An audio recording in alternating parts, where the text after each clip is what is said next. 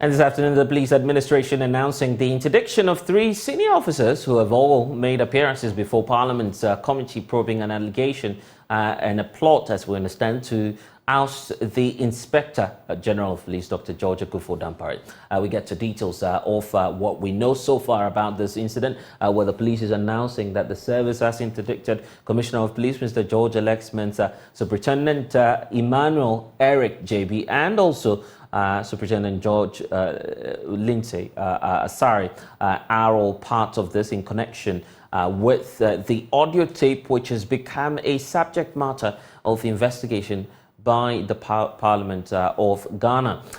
The statement continues to indicate that the interdiction is to make way for disciplinary proceedings into their conduct in line with the police service regulations. And we understand that this is forming part of the reasons for which the police service has dispatched a mail to all these individuals at the center of the controversy. But there's a need for us to refresh your minds on the background to the story. July 2023, an audio tape in which we had some voices sounding, supposedly as that of the former NPP Northern Regional Chairman, Naabu. We also had some voices sounding as that of the other police officers, allegedly, who have been caught on tape. So that's the reason for which the police service has taken this decision. Beyond that as well, it later emerged that the officer concerned with the alleged plot included these very individuals that we are talking about, especially COP Alex Mensah, who's being deemed supposedly to be that star witness, providing details to the parliamentary ad hoc committee probing this matter. And that tape, of course, has been making rounds and is ever unfolding. COP Alex Mensah is the most senior officer to be cited for this disciplinary breach in recent history, as we know it, at the parliamentary probe. When he appeared, COP George Alex Mensah minced no words about his view on the leadership of his boss, the IGP, indicating that his style is, something which is not desirable. So these are the individuals you see, but here's what COP Alex Mensah had to say when he appeared before the ad hoc committee. Because the audio, which I've just listened, is an edited one. There's a likelihood that somebody can fake my voice. But I can't confirm, because I don't have that technical system to confirm it. Is there any flow of conversation on this tape that you, in true humility, will say that nobody is faking my voice? Or it is the entire tape that you want to say that somebody is trying to, fake your voice? The chairman, not the entire. Honorable Chair, I will not deny that fact today, tomorrow, or the next day. I will make that statement again. That the current Inspector General of Police is not managing the police service well. It's something I will not run away from. I will say it everywhere, anywhere that I go. And you can do your own investigations, call police officers underground and find out from them. As we speak, majority of police officers are not happy.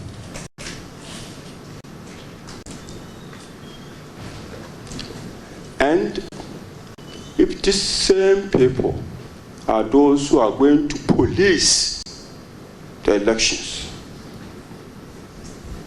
And remember, police officers, they vote. Their wives vote. Their children vote. Their mothers and fathers vote. That is my concern.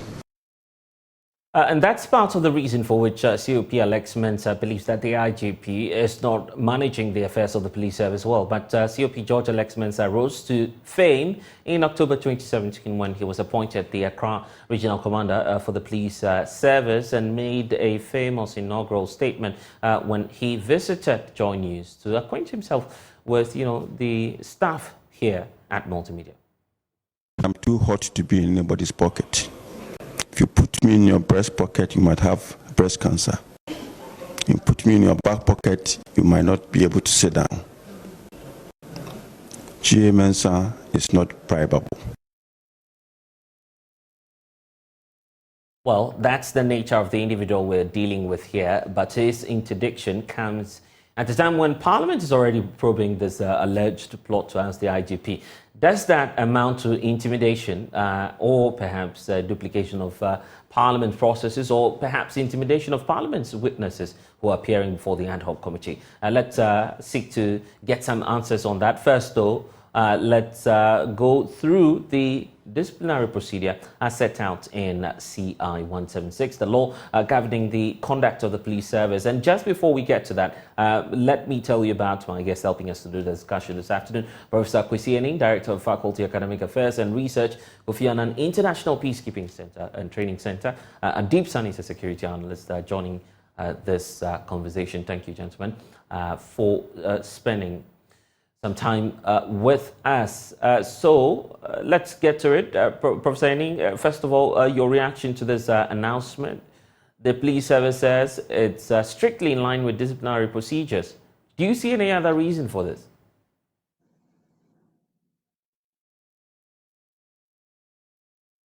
Prof, we're having difficulties hearing you. If you could just unmute for us. No, I mean, I actually think the problem is that it's taking too long for these people to be disciplined. I mean, when you work in a statutory security agency in which there are rules and procedures and established procedures for grievances, where this institution is a frontline national security institution, the primary role of the Ghana Police Service is to protect lives and property. And after 35 years or so, you turn around and you seek to undermine the sanctity of that institution. I think that person should be punished. The kinds of statements that have come out are not statements that sought to inure to the benefit of the Ghana Police Service as a whole. It is a personal targeted attack against an IGP, and they haven't provided any solid evidence. Look, when you live in a dangerous,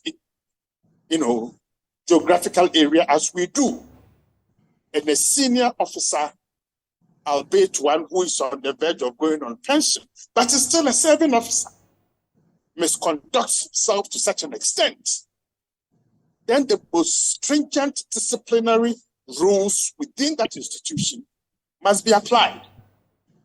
But Mr. Mensah behaves as if somebody owes him something, that he ought to have been given a job, that he thinks he had an almost sacrilegious right to the position.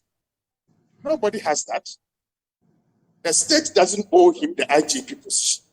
And I think I support Dr. Bona about the need for some mental evaluation. Because you see, when a senior officer of that stature makes such baseless allegations, it threatens national security, it undermines the esprit de corps of the Ghana Police Service, and it threatens the authority and the audacity of the IGP to run his institution. Yeah, many say this is the point. The generality of the Ghanaian public are very satisfied with what Dr. Dampare is doing. And please give me just 20 seconds. This talk about Dr. Dampare being autocratic and therefore, it creates the impression in my mind that there are a group of people desperate who are united and are seeking to throw as much debt into the public space around this debate. Okay, the accusation that Dr. Dampare organized the recording and the leakage. Look, these are very serious allegations and I'm hoping that the disciplinary processes within the service will even unearth first the accusations that have been thrown into the public space, but more so those that I have always perceived to be part of a network that deliberately seeks to undermine the authority and sanctity of the Ghana Police Service, and by extension, the IGP and those of the people that he seeks to work with. The IGP is a public officer. He's a leader as well. It's fair to scrutinize his leadership, isn't it? Why not? Even I, as a little school teacher, my students assess me. How much more the IGP? No one is saying the IGP must not be assessed. But there are procedures and mechanisms for assessment. You cannot, as a senior officer who has worked with and probably at a point in time was much more senior to this IGP, come into the public space and deliberately place into the public space innuendos and statements that seek to sow disaffection and discord. He's a public officer. He's subjected or must be subjected to scrutiny, and the procedures for scrutiny are through the police council, who should be sending an annual report, to the Defense and Interior Committee that provides the money for the Ghana Police Service, but also the Public Accounts Committee and the Finance Committees. So there are procedures for checking his performance. We all cannot get up, and I, as a school teacher, be accused left, right, and center without people using the laid down procedures for complaint. A public officer does not mean that anyone at all can get up and insult him. And now the fear, and now that fear is growing worse by the day, simply because of this latest decision by the police service to interdict COP Alex Mensah together with the other inspectors or officers accused of being caught on tape. Don't you feel the IGP had any role, at least to avert this? Because the belief is it will further break down and cause more divisions within the police service. Absolutely not. Absolutely not. The IGP, following the rule of law and the procedures established in which Parliament then says, look, this is something that is quite serious, so we need to do something about it, could not have averted nor stepped in the earlier stages. But he's given them time. They've listened. People have said what they have to say. And I think it's reached the point, and don't forget that Mensah is just on the verge of leaving the service. Okay, so he needs to step in and say, look, whatever evidence you've got, whatever you've said, let's use the procedures that you yourself have been part of in developing it to see the extent to which you can justify your statements and to put some proof on the table. There's nothing contradictory in that at all. Conflict of interest. Then I'll come to you, Adib Saani, shortly. But Prof, one more issue, the conflict of interest accusations. The fact that this is the same IGP who has been accused of being a party to all of these happenings. In fact, some claim, and we've heard that from COP Alex Mensah, that the tape was allegedly doctored by the IGP himself.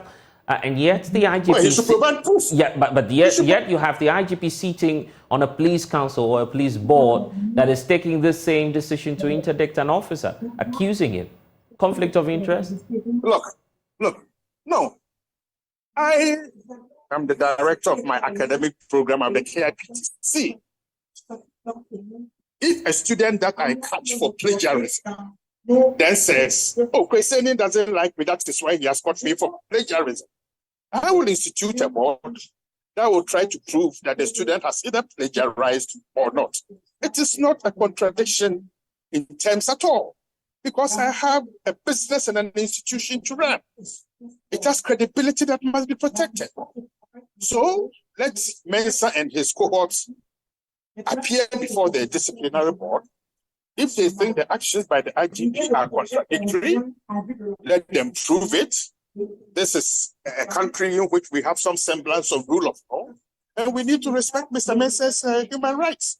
So let's get the things done properly. But we shouldn't conflict things. You know, people are saying he gave somebody a contract for 40,000 boots. If those contracts were given under the applicable procurement rules, then there's nothing wrong. Okay, the IGP is human. He can make mistakes. But let's at least, in seeking to critique him, provide the necessary evidence to back our criticism. Prof, just hold on for us. Adib Saani is also with us in this whole conversation. Adib, your take on the latest that we're hearing about the interdiction. Thank you. A very good afternoon to you and your viewers, and of course, Professor Ini. Indeed, I was not surprised about the interdiction. However, I would agree to a very large extent with Professor Ini. It has come, a bit too late. I think this is something that should have been done immediately the recordings were leaked. Because at this point in time, it looks more like it's ill-timed, owing to what the parliamentary committee is also doing right now. Within the police structure, okay, there are 3 entities who can initiate disciplinary actions against officers. First is the president, then we have the IGP, then we have the police disciplinary board.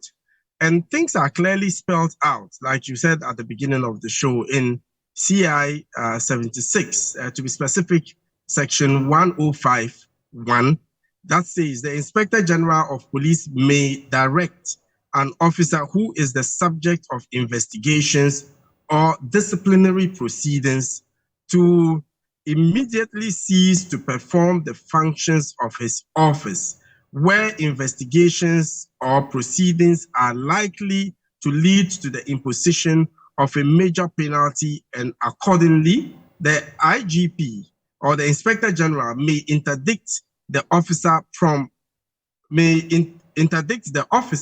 from performing those functions. And 2, an officer shall not be interdicted unless the nature of the offense renders it desirable that the officer should not remain on duty while the case is pending, and the officer cannot be assigned other duties without endangering the interest of the police. So on this occasion, I seem to have a bit of a confusion with respect to COP Alex Mensah, who is already on terminal leave pending retirement. So I'm wondering how he could perhaps interfere in investigations when he is already not on the job.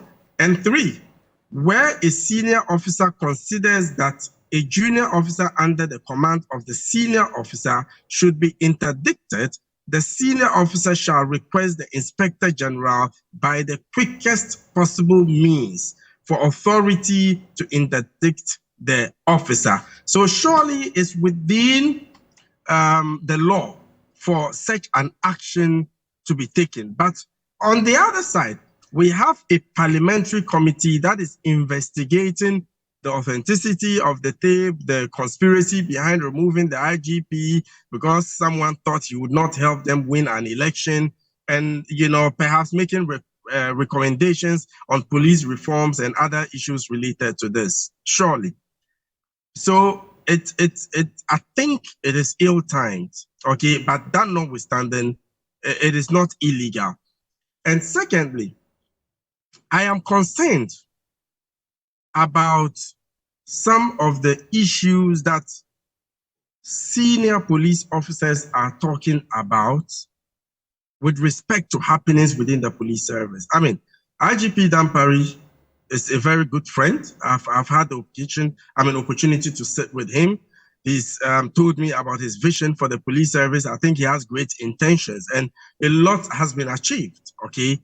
However, we seem to have certain fundamental issues within the police service. I'm really trying very hard to pinpoint what really the issue is, but I can say confidently that there are senior police officers who are not happy with the way he's running the police service. Like I always say, you cannot satisfy everybody all the time, okay?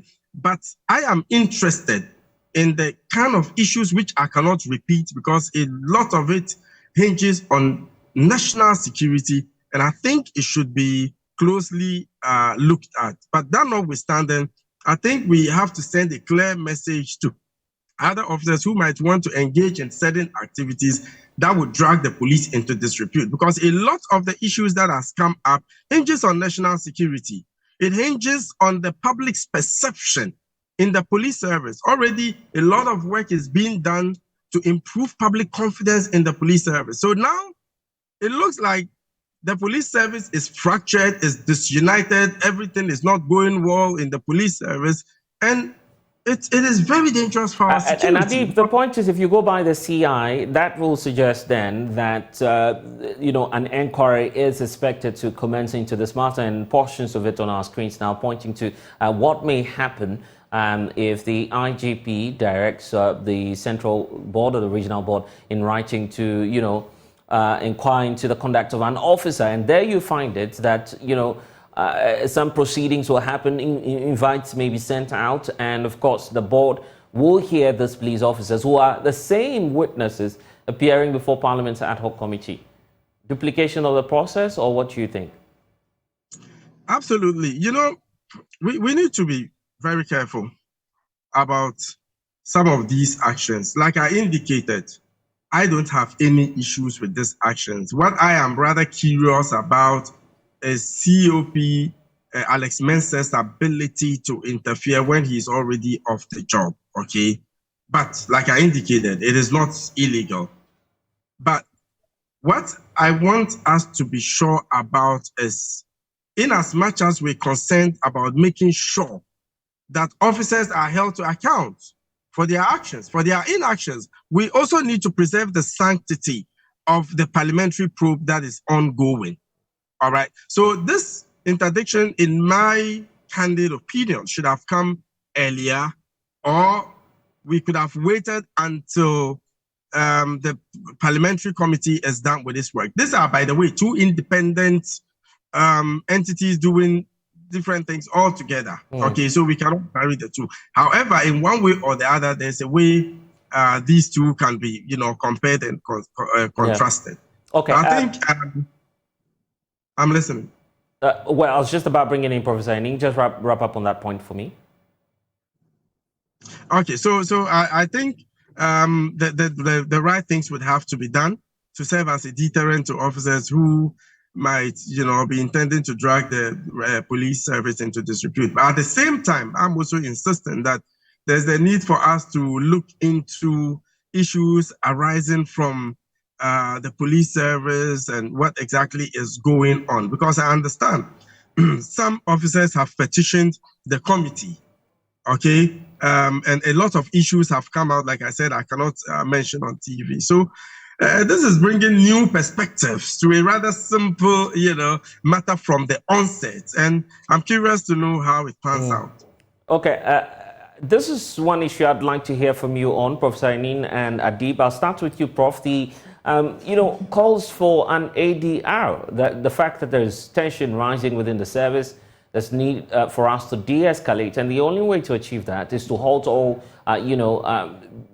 commissions or probe of inquiring, whatever it is that is happening, just to unravel further circumstances surrounding this leak tape, and instead pursue an approach that will lead to de-escalating tension within the service. But what would you opt for?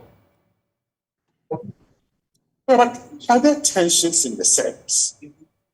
Or is because Dr. Dampare has an approach to leadership that does not tolerate corruption, that does not tolerate abuse of power, that does not tolerate undue intimidation and threatening of junior staff, and therefore people think that he has undermined their power and that they will also show him where power lies. I think this is not a case for ADR. When national security is involved, the best way to resolve the insecurities and those who threaten the state's existential position is not ADR, but to use the law in a manner that sends a clear signal of deterrence. So I don't think we should mix the issues at all. It would also be nice, and I agree with Adib, that he doesn't want to say certain things because they border on national security. I would appeal to the parliamentary committee that sometimes in some of these things, it might be necessary to have other independent voices bringing their analysis to bear prior to taking the final decision. You see, because a whole lot of allegations have been made. Okay, there's this position that people are disaffected, blah blah. Any good leader who delivers on his or her mandate would have trampled on people's toes. So the fact that somebody wanted to be the IGP, he didn't get it, and now claimed that he's speaking on behalf of people. Other senior retired officers are saying they cannot say they are surprised or not surprised. All kinds of funny statements are out there in the public domain. We should be very clear, and I like Adib's point. That is actually a very simple, straightforward case. What is the law around recording somebody? Who leaked the tape? What is the content on that tape? And how must it be dealt with? This is our penchant for rhetoricizing simple things and turning it into more of a larger problem that it ought to be. Must stop. This circus must stop. Okay? Because, let me ask you a question. Do you think somebody who has retired from or about to retire from the Ghana Armed Forces will be able to do something like this? Well, I don't think the person will even dream about it. It rarely happens. I don't know if it has ever happened. Okay, so let's not undermine the police service. By the time Dr. Dampare came, the perception of the service that even the British High Commissioner sought also to meddle with was that it was a service not fit for purpose. Okay, and when the senior officer about to retire and other senior officers seek to continue with this historical perception of an ineffective service, of an IGP who is autocratic, who issues contracts to his friends, then there's a problem. And we should not allow a few individuals to sow seeds of discord that can destroy the work that has been done. And an institution. And maybe the reason for which we have this happening is because the IGP isn't speaking himself. We haven't heard from him in a very long while on some of these happenings within the service. There's an opportunity possibly for him to appear before the ad hoc committee in Parliament. Would you want him to make some public pronouncements on what's happening? When it's appropriate, he will speak. But you see, when the chatter is too much, when the noise is too much, even when you make a sensible statement, the chatter overshadows the sensible statement. So when it's appropriate for him to speak, he will speak. Okay? And it is key that he speaks at a time when his words will carry the weight that is necessary. Okay, but we should not throw the baby out with the bath water. We all need the Ghana Police Service. We need it to be effective.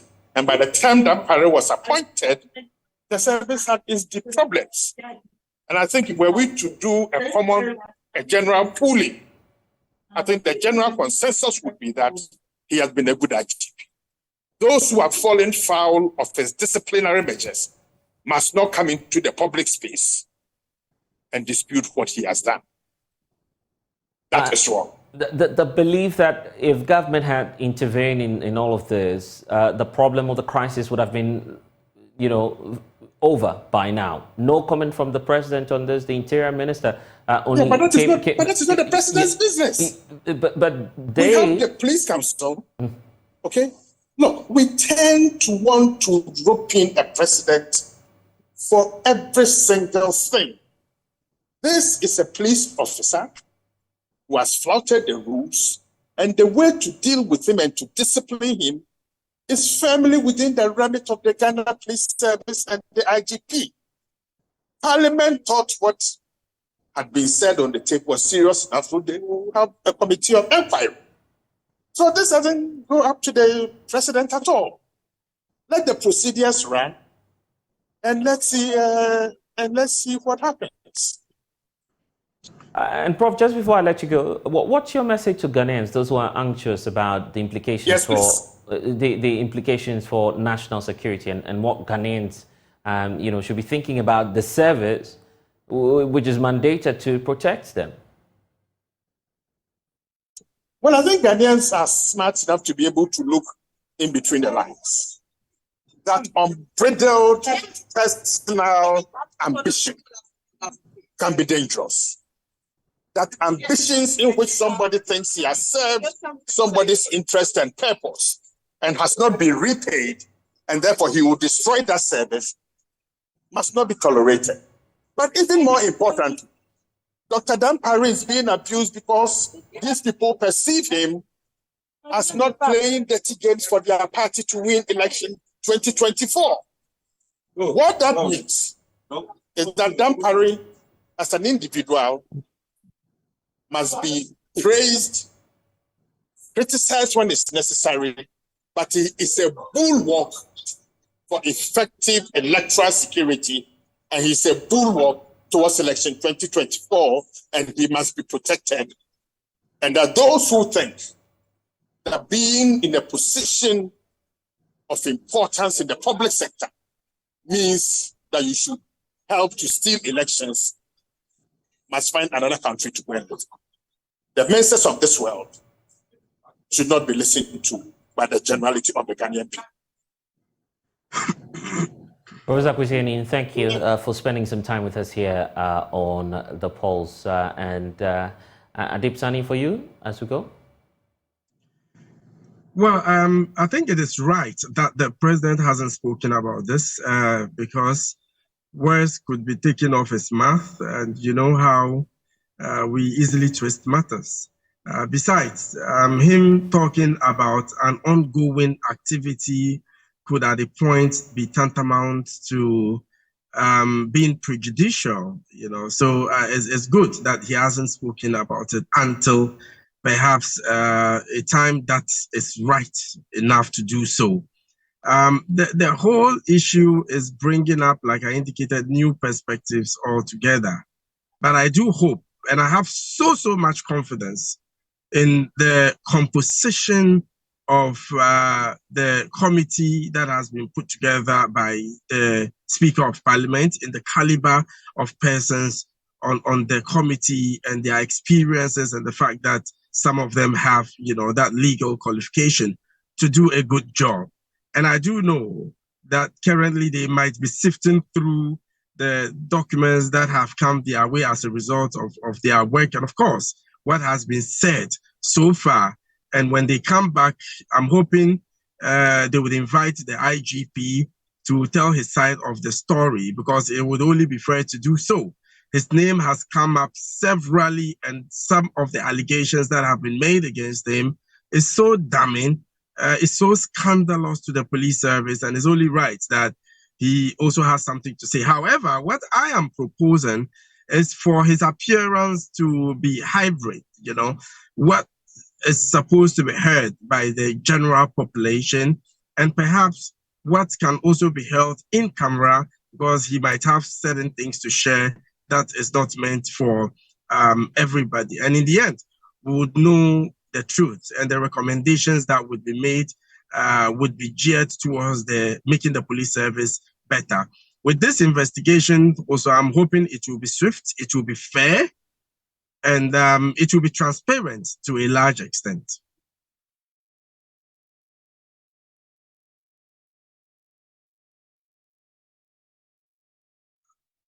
Mr. Suga, are you there? Yes, thank you for sharing your thoughts with us. And of course, I'm sure that this is just unfolding. I will connect with you some more for updates, and as the committee reconvenes on this matter. You're here with us